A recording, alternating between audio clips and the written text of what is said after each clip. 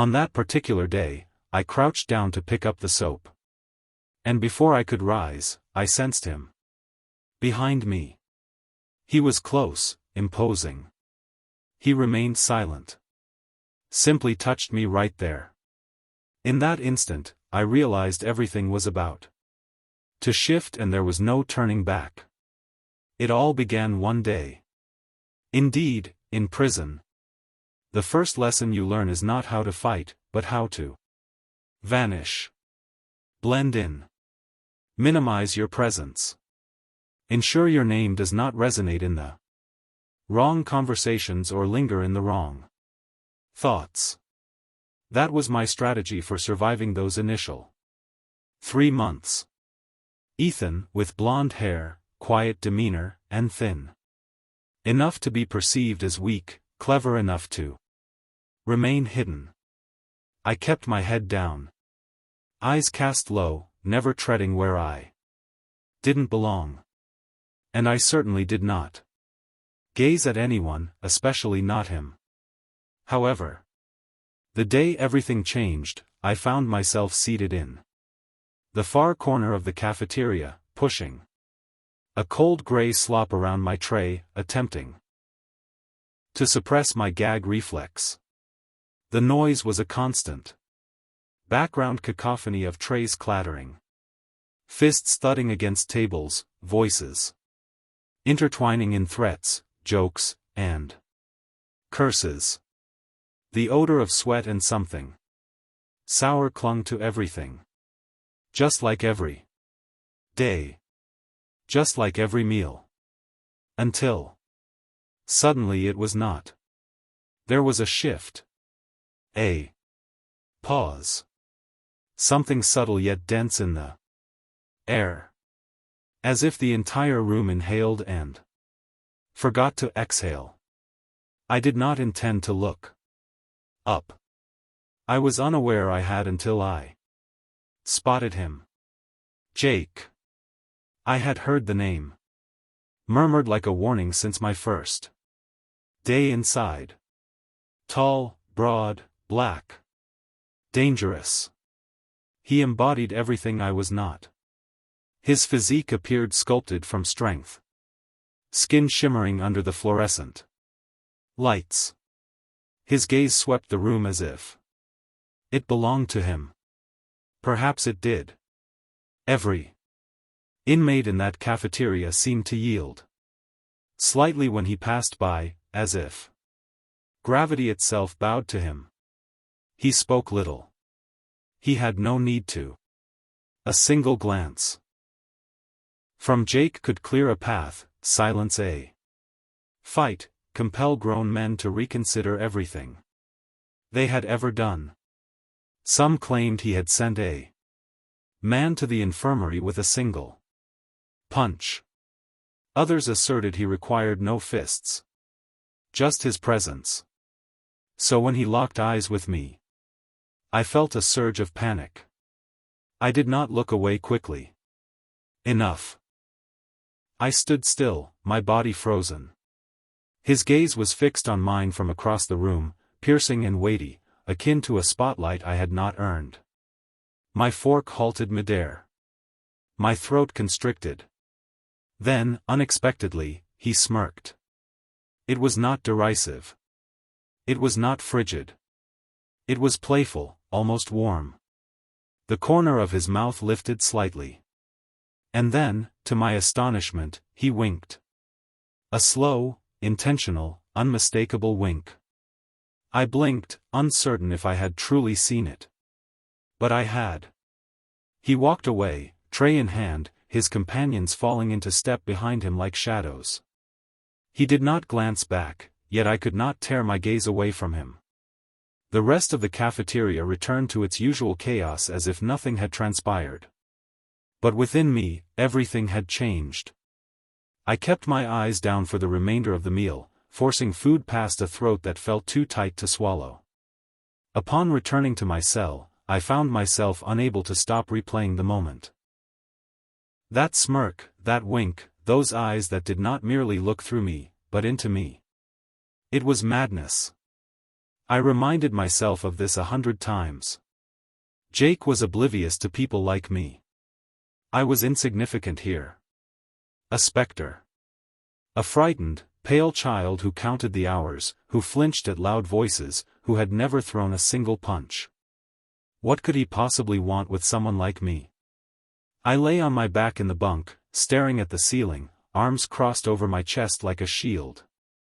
The buzzing of flickering lights outside the cell was the only sound, yet even that could not silence my thoughts. I turned to my side, then back again. It was futile. Then I heard it, a shuffle, soft and near. I sat up slowly, my heart pounding in my ears. I stepped barefoot onto the cold concrete floor and padded to the bars. My cell faced another across the narrow walkway, but most nights the men there were already asleep, except for tonight. Jake was standing there. He leaned against the bars of his cell, arms crossed, bare arms glistening in the dim hallway light. His expression was inscrutable, quiet, and those eyes were fixed on me, observing. I stood still. He did not move, did not blink, just stared. The silence between us was louder than any shout. "Hey," he said. Just one word. Deep, low. It rolled down the corridor like thunder encased in velvet. I swallowed hard. What? His smirk returned slowly, slyly, and with an electric charge. "I don't bite unless that's your preference." My cheeks turned red. I averted my gaze, attempting to conceal the foolish smile that was struggling to emerge on my face. This was not occurring. Not truly. I was either hallucinating, dreaming, or worse, about to become the subject of the cruelest joke this place could devise. Yet, I couldn't help but keep my eyes on him. And I understood. I understood that something had begun. Something unattainable, something perilous. The following morning felt distinct from all others. The cold air had a sharpness to it. As I splashed water on my face in front of the cracked mirror, my reflection appeared unfamiliar, tense, and expectant.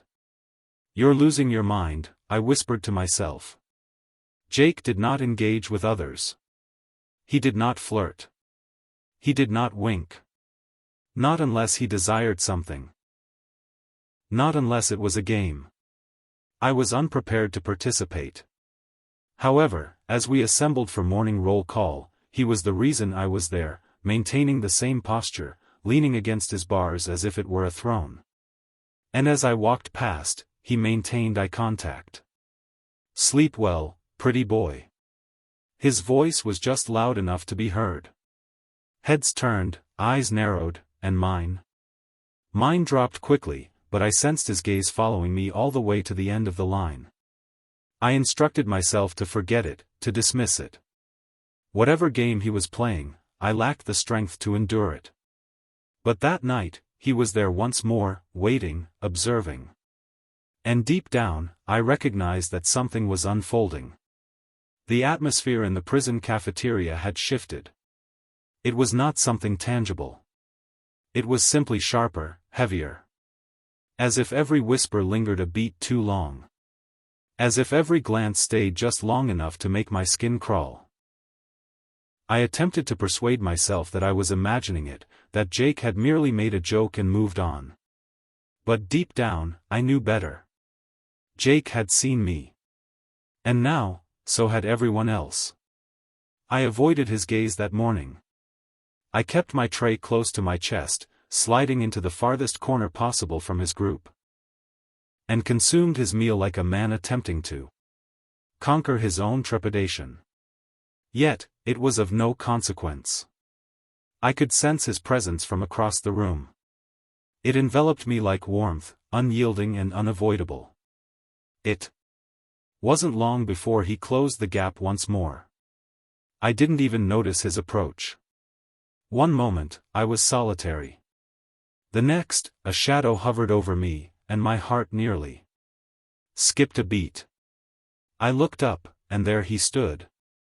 Jake, with his tray in hand, observing me with that composed, perilous expression that revealed nothing. "Do you mind if I join you?" he inquired. As if we were mere strangers on a park bench. Not two inmates amidst a cage filled with predators. I gazed at him, astonished. My throat constricted. Around us, the atmosphere hushed. Not entirely, but sufficiently for me to hear my heartbeat in my ears. Sure, I managed to say. He took a seat across from me. Without awaiting the complete response. The bench creaked under his weight. The men at adjacent tables cast furtive glances. Perplexed, inquisitive, some evidently unsettled. Jake remained silent at first. He simply ate. Slowly, deliberately. Each action was meticulous, as if even chewing was an act he performed on his own terms. I attempted to eat as well, but my hands refused to cease trembling. Eventually, he placed his fork down and leaned forward, elbows resting on the scarred surface of the table. "You are different," he remarked. Voice low and unwavering. I blinked. "What? You do not regard me as others do." He tilted his head slightly. Eyes narrowing. "You are not afraid of me." I forced a breath through my teeth. "Should I be?" He emitted a low, soft chuckle. It wasn't cruel, it was as if he was amused, as though I had passed some examination I was unaware I was undergoing. "Most are," he stated. "But you? No. You are not like them." I was at a loss for words. My mouth opened, then closed again. Jake observed me for a few more moments, then reclined. "I appreciate that." Before I could reply, one of his associates approached. A large man with a buzz cut and darting eyes. "Jake," he muttered, casting an uneasy glance at me. "We have a situation." Jake did not even flinch. "Take care of it." The man hesitated, yet Jake's voice lowered an octave. Sharp and authoritative. I stated, "Handle it." Buzzcut nodded once and disappeared into the crowd. I remained motionless, perplexed, and anxious. "Why are you addressing me?" I inquired. "What do you desire?" He gazed at me for an extended moment. His expression was inscrutable. "Because I want to." That was all he uttered. No clarification. No follow-up. He stood, raised his tray, and walked away, leaving me with a multitude of questions and a heart racing against my ribs as if it wished to break free. That evening, I sat on my bunk, staring at the ceiling. My thoughts were searching for answers I lacked. I felt out of place in Jake's orbit. I didn't even comprehend it. Men like him did not even engage with men like me. Not unless they sought something. Yet, he had not requested anything. Not yet. Still, I was aware enough about this place to understand that such attention came with repercussions. The cell block was quieter than usual when I approached the bars. I leaned out slightly and indeed, Jake was present. Same stance. Same silent intensity. Observing me. "You are staring again," he said softly. "You are the one observing me?" I retorted. He smirked. "Perhaps I enjoy the view." I blushed. I despised how easily he affected me. How quickly he unraveled the small Defenses I had constructed just to maintain my sanity. Go to sleep, I mumbled, turning away. However, I did not sleep. The following day, during our hour in the yard, I sensed him again. Not merely his gaze, but his presence. He did not approach me, did not speak, but he stood just close enough that our shadows nearly brushed when the sun shifted.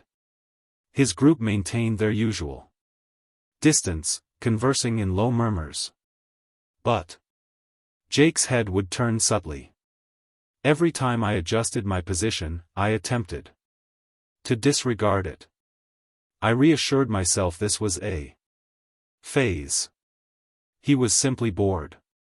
I was a curiosity. Perhaps someone had placed a bet. But each time I glanced up, he was watching me. Not derisively, not menacingly, just observing. At lunch, I stayed in my usual corner again, hoping perhaps he would leave it undisturbed, but the seat across from me remained vacant. I ought to have experienced relief. Instead, I found myself missing it. That evening, I remained in my cell, feeling restless and uneasy. My thoughts were in constant turmoil. Around midnight, I detected the familiar rustling sound. I hesitated to move. I waited. When I finally turned to look, Jake was present. This time, his arms were not crossed. One hand loosely grasped the bar, and his expression appeared softer. Somehow less like the stone-carved mask he donned during the day. "You are running," he remarked. I remained silent. "From me? From this? What is this?" I whispered. His voice lowered to a near whisper. "Whatever is occurring here?" I stepped closer to the bars, my fingers wrapped around the cold metal. "Why me?" I inquired. "Why are you even engaging with me?" Jake tilted his head, his dark eyes searching my own. "Because you are not like the others," he replied. "And neither am I." For a prolonged moment, neither of us uttered a word. The prison surrounding us faded, the distant snores, the flickering lights, the weight of everything we were forbidden to express. Then, quietly, he added, "Good night, pretty boy." And I smiled slightly because somehow, with the entire world confined behind steel and concrete, I no longer felt so isolated. Yet at that moment, I was unaware there was much more to come. The following morning felt heavier than the previous ones.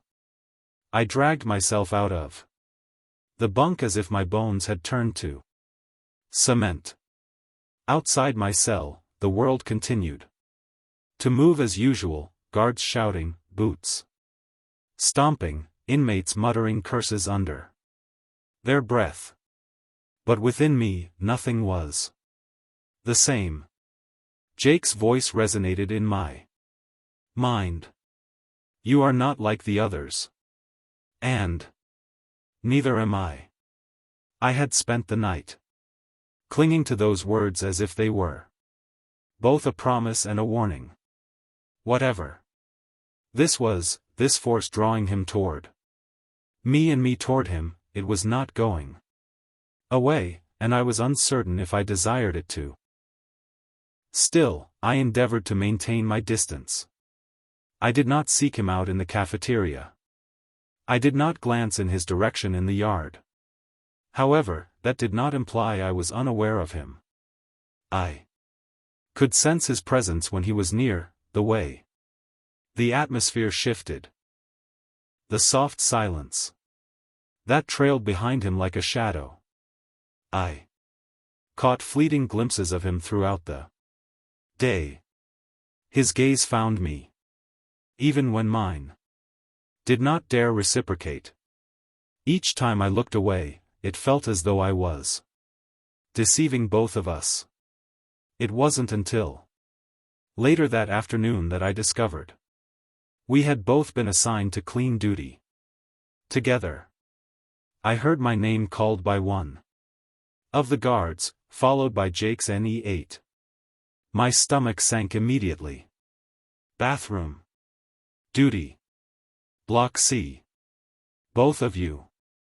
Now, the bathroom in cab block was among the most unpleasant places in the prison.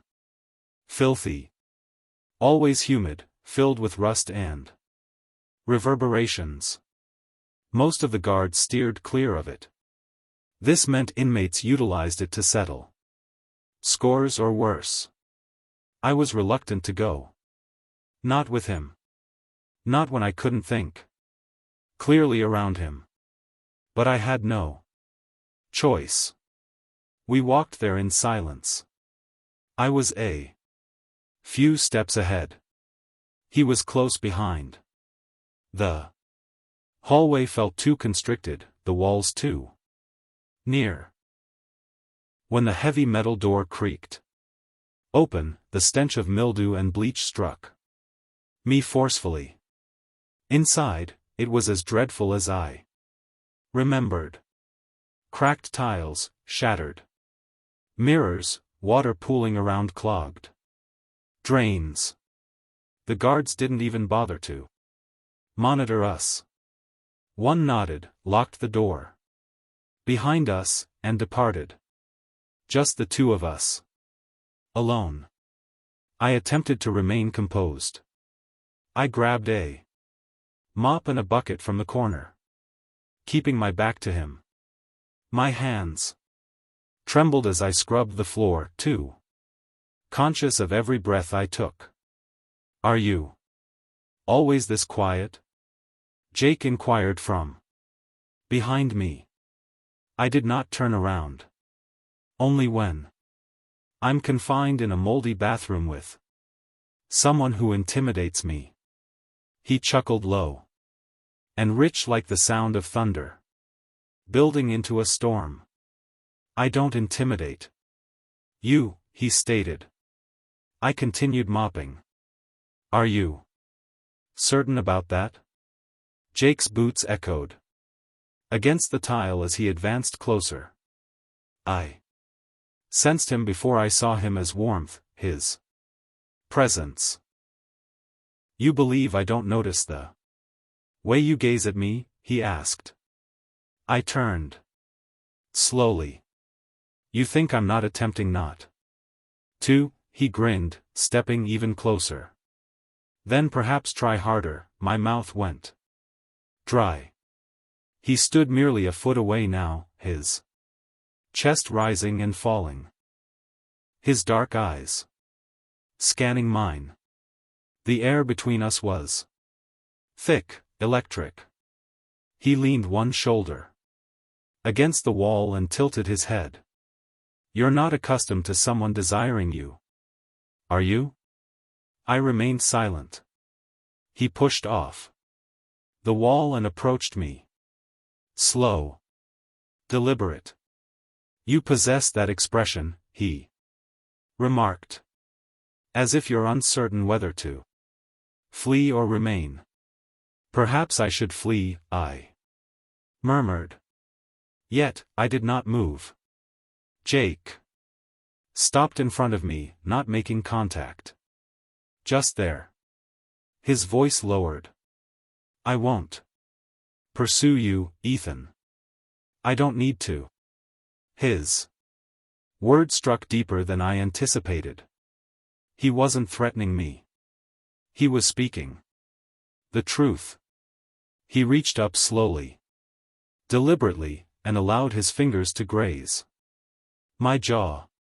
Just the lightest touch, yet it sent a shiver down my spine. I couldn't move, couldn't breathe. His eyes searched mine. You keep gazing at me like that, he whispered. What do you believe will occur? I had no idea. And I despised that I was uncertain. I interrupted the moment, turning quickly, almost knocking over the mop bucket. We should complete the cleaning, I stammered, backing away. Jake did not stop me. He merely watched as I bent down and resumed scrubbing. My hands trembled more intensely now. He remained silent for the remainder of the time. When we finished, I left first. I did not wait for him. Did not look back. I felt like a coward and I loathed myself for it. That night, I sat on my bunk, staring at the bars before me. Jake was absent.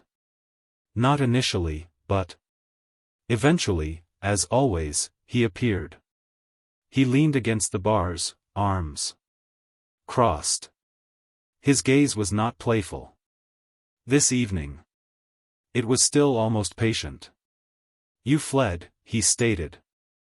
I lingered in the shadows of my cell. I am unsure what you desire from me. I have already told you, he said. I want you. My chest tightened. Why? I inquired. Because you make me feel as though I am not merely surviving here. The silence that followed was deafening. He allowed it to linger. Then spoke again, quieter this time. Do you believe I frighten you more, or do you frighten yourself? I did not respond. I could not, for I was uncertain. He did not press, just maintained my gaze. Good night, handsome boy, he whispered, then retreated into the shadows. Yet, I remained by the bars, my hands clutching the cold metal, my heart racing. I had not kissed him. I had not touched him. Yet somehow, something had already transpired between us. There was no turning back now. Somewhere between fear and obsession, I had ceased to care about the boundaries I was meant to respect. That morning, the guards shouted louder than usual. The corridor reeked of metal and bleach, and someone, somewhere, was weeping behind a cell door. It should have reminded me of the reality of this place. But all I could think about was him. Jake had not communicated with me since the bathroom incident. Not truly. Yet I saw him every day, every hour. Each time I glanced across the yard, across the cafeteria, down the row of cells, he was there, not merely observing, but waiting. And I despised that. I enjoyed it. I attempted to keep my distance. I tried to persuade myself that it was all in my imagination. Perhaps he was simply bored. Perhaps this was merely a way to pass the time, a display of power, a game. But when I entered the communal showers that afternoon, I realized there was no longer any room for pretense. The showers in this prison were akin to everything else: cold, cracked, exposed, devoid of privacy, devoid of mercy. You kept your gaze lowered, moved swiftly, and hoped nothing untoward occurred. Violence was prevalent here. The stairs could lead to your demise. I kept my head down as I stepped into the spray. The lukewarm water cascaded over me, cleansing the sweat and grime, but not the tension. I could feel it accumulating in my shoulders, tight and burdensome. Then I sensed it, a presence behind me. I did not turn immediately. I did not need to. The warmth of his body was unmistakable. When I finally glanced over my shoulder, he was there, Jake, standing just a few feet away, water trickling down his chest, arms glistening, eyes fixed on mine as if I were the only person in existence. You seem tense, he remarked, his voice low, nearly drowned out by the sound of the water. I turned slightly, my heart racing, because you are standing there like that. He grinned. That same infuriating smirk that made my knees weak. Do you believe I'm here to harm you? I remained silent. I couldn't respond. Jake advanced slowly. Purposefully. No haste. No menace. Just his presence. No one is here, he said in a softer tone now. Just you and me. I swallowed hard. My breath faltered. Steam curled around us, rising like fog between realms. I could see every scar on his body, the contours of muscle, the tails his skin held. But I perceived more than that.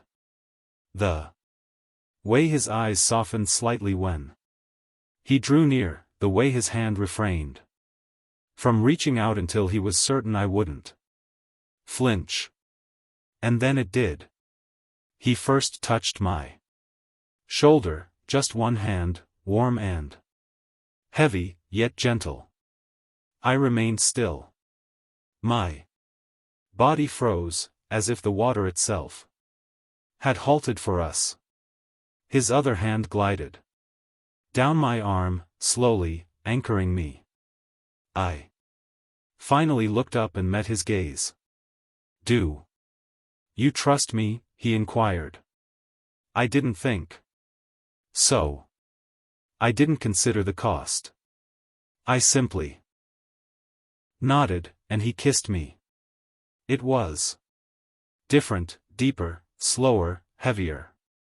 It carried significance, a need that was raw, something neither of us wished to acknowledge, yet both of us felt deep within our bones. I dropped my soap, and when it struck the ground, we both paused for just a moment.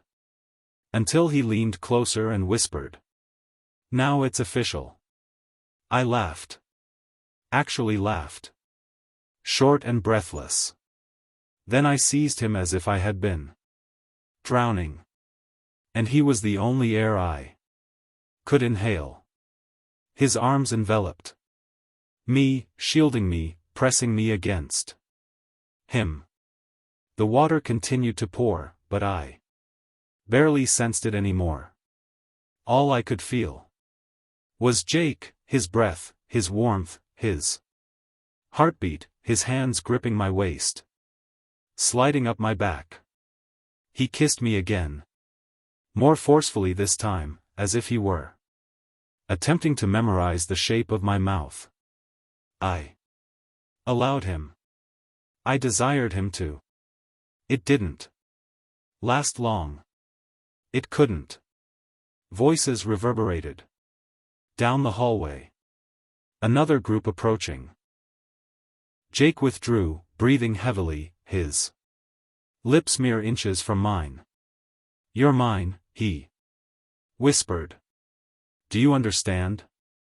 I nodded, feeling dizzy. "And no one touches what's mine." The impact of those words struck me harder than any blow could have. I observed him take a towel, wrap it around his waist, and vanish into the steam without glancing back.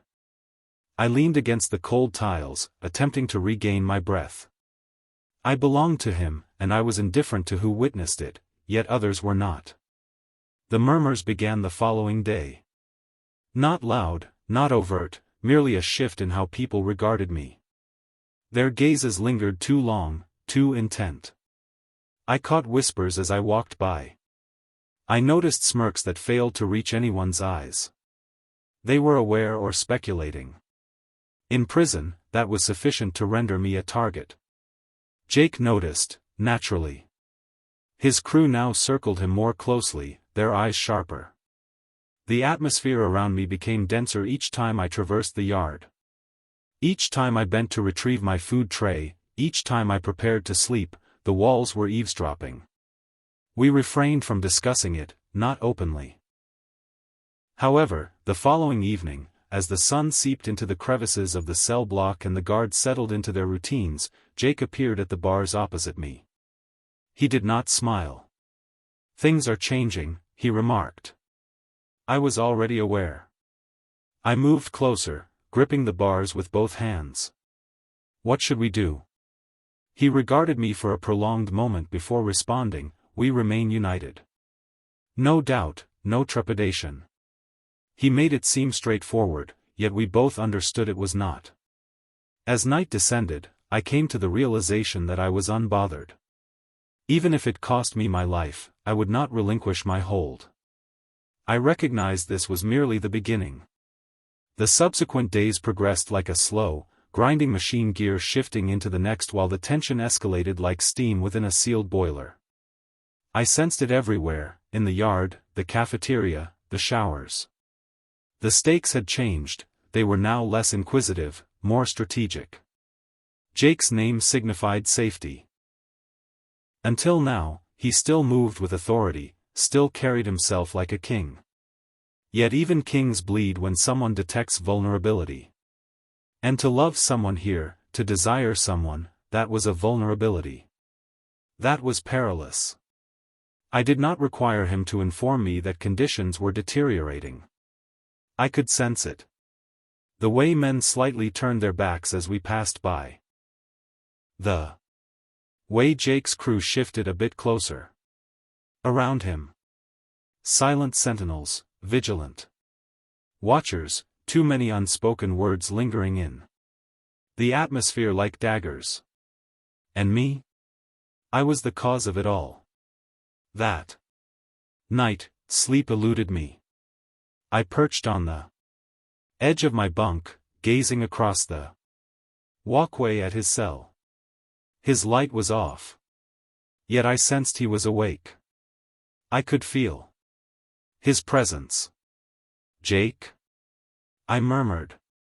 He emerged into the dim light of the hallway as if he had been anticipating my call. You all right? He inquired. I nodded. They are observing. They have been observing. I tightened my hold on the bars. Is this my fault? His demeanor remained unchanged. Number. It belongs to us. That signifies it is our responsibility. I wished to believe that. I wished to believe I wasn't pulling him down. But deep within, I understood they were not coming for us. They were coming for him because of me. The following morning, the sky appeared bruised. Dark clouds engulfing the sun. Before it had a chance to rise. Something about it felt amiss, incorrect. I was restless all day, and by the time yard hour arrived, I was reluctant to step outside. However, declining would have made me a larger target. Thus, I ventured outside and kept my head low. Just as I used to. Jake was already there, positioned near the far fence, with two of his associates flanking him. When he glanced at me, it was momentary, but it conveyed everything. Remain vigilant. I adhered to the outer wall, pacing slowly, feigning ignorance to the shadows closing in. The other inmates were dispersed in small clusters, most pretending not to acknowledge us. Yet I noticed it. The way they shifted, the way they circled, something was approaching. And then it struck. It began with one man. I was unaware of his name. I had never seen him up close before. He was tall, lean. All sharp angles and clenched fists. He stepped in front of me and sneered. Do you think you are special? He spat. I froze. Do you think hiding behind him renders you untouchable? My throat constricted. I took a step back, and that was when I heard it. The sound of movement. Quick. Heavy. Jake. He was already there. Already positioned between us. The man's sneer wavered for just a moment. Is there a problem here? Jake inquired, his voice steady. Dadley? The man remained silent. He had no need to respond, as within moments the others arrived. 4. Might be 5, perhaps more. Jake's team attempted to encircle them, but it was too late. Fists began to fly. Cries erupted. The yard erupted into chaos. I observed Jake move. Like a tempest, striking swiftly, sharply. With precision. He incapacitated 2 of them without hesitation, yet there were too many. And they were not fighting for dominance. They were fighting to convey a message. No. Not here. I called out his name. I tried to reach him, but the guards were sluggish and the crowd was dense. I pushed ahead. Panic searing my lungs. And then I noticed it. Jake on the ground, blood on his face, still swinging, still attempting to rise. I lunged forward, but hands seized me, yanked me back. A guard. 2, they subdued me, shouting commands, but none of it mattered. All I could see was Jake bleeding, collapsing. Crushed under the weight of animosity and fear. When the yard finally cleared and the fight was dismantled, I was dragged to my cell and slammed against the wall. My breath came in short, painful gasps. I didn't feel the bruises. I didn't care. I clutched the bars, gazing down the corridor, heart thundering like a war drum. Jake didn't return. I waited for hours. The light shifted. The noise changed. Meals were served. Guards shouted, still no Jake. And that's when it struck me. I might have initiated something neither of us could endure. I sat on the floor, back against the cold wall, fists clenched tightly in my lap. My lips moved before I could restrain them. They'll pay for this, I murmured. I didn't know who I referred to. But I meant it. Because in a place like this, love is a luxury you cannot afford. And if you do, you better be prepared to bleed for it. And for us, there was no turning back. The night following the yard attack was the longest night of my life. The guards did not inform me where they had taken him. I inquired, pleaded, and was shoved against a wall for speaking out. One of them even smirked and said, "Do not be concerned, handsome boy. Your boyfriend is still alive."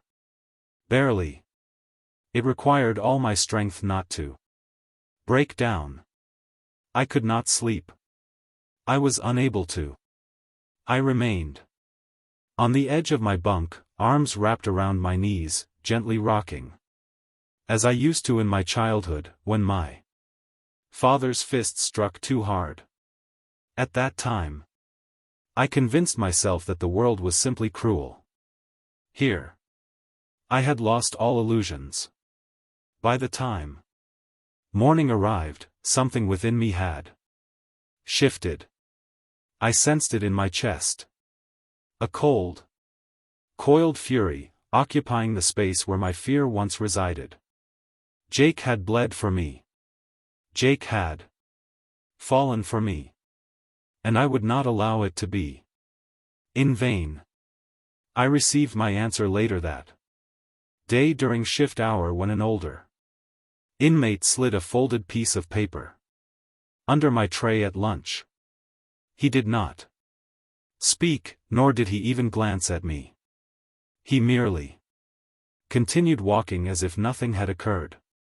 I waited until I returned to my cell to unfold it. The handwriting was untidy yet recognizable. Still alive. Broken ribs, a bruised eye, solitary confinement for a few days. Do not do anything foolish. I am not finished with you. J.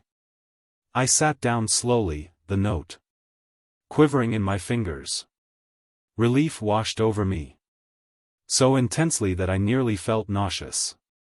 He was alive. And he had not given up. Neither would I. The following days passed in a haze of silence and suspicion. No one approached me. Not directly, but the glances, the murmurs, the tension. They were perpetually present. Jake's crew maintained a discreet watch over me. The guards began to observe me as if I were merely one bad breath away from losing control. They were not mistaken. Then, 3 days later, I awoke to the sound of the block door unlocking. A surge of bootsteps followed. I did not even need to look. Jake had returned. I moved toward the bars just in time to see him walking down the corridor. Slower than usual, bruised, stitched, and bandaged, yet upright.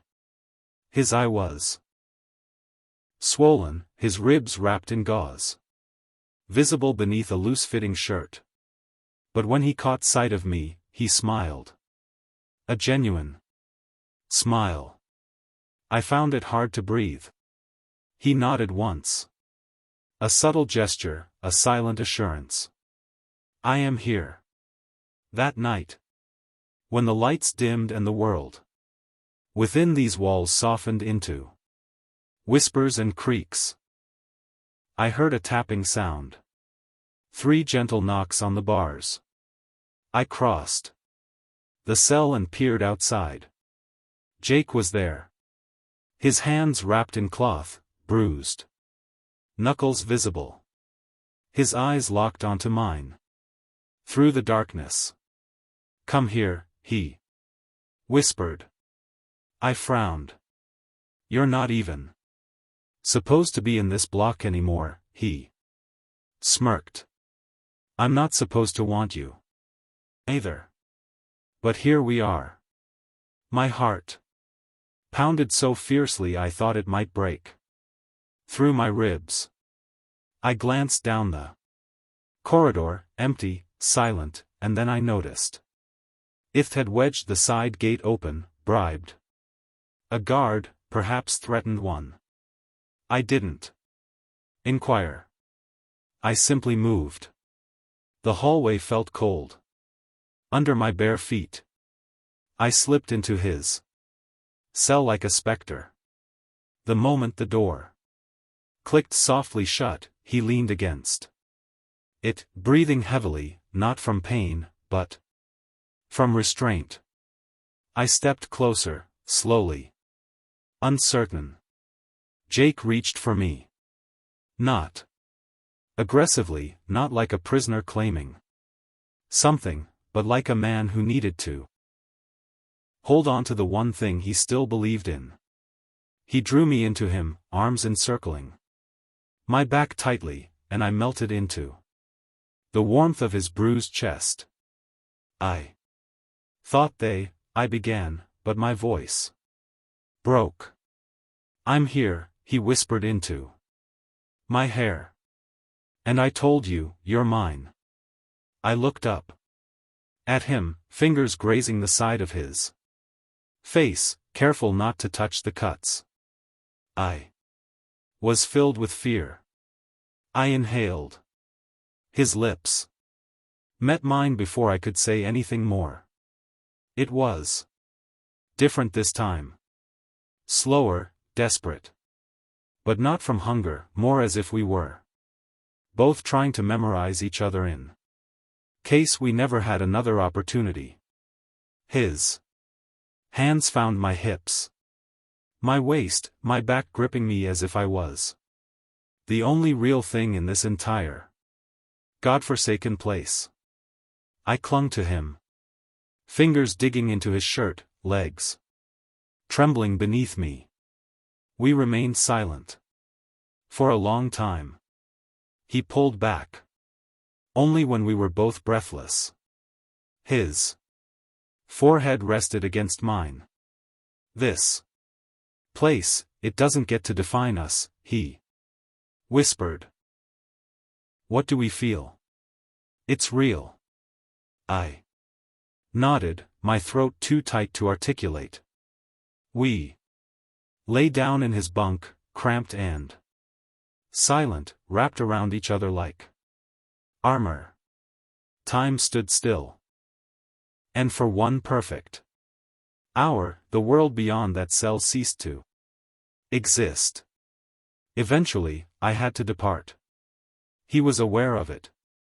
I was aware of it. However, as I rose to leave, he seized my hand. When I am released, he stated, his voice firm, I will come for you. Do you understand? I nodded. I will be waiting. As I returned to my cell and crawled into my bunk, I glanced across the walkway one final time. Jake's cell had become dark once more. Yet, I did not feel isolated because in a place intended to erase us, we had discovered something extraordinary, something worth bleeding for, something worth enduring. And whatever lay ahead, we were already each other's escape. For me, he was not merely another inmate. He was my reason for survival. In a place crafted to shatter us, we uncovered something that no one could take away. I dropped the soap. But what I picked up instead was love. Raw, dangerous, and unforgettable. And regardless of how long these walls confine us, one thing is certain. He belongs to me and I belong to him, always. And for you, do not forget to subscribe because this is merely the beginning.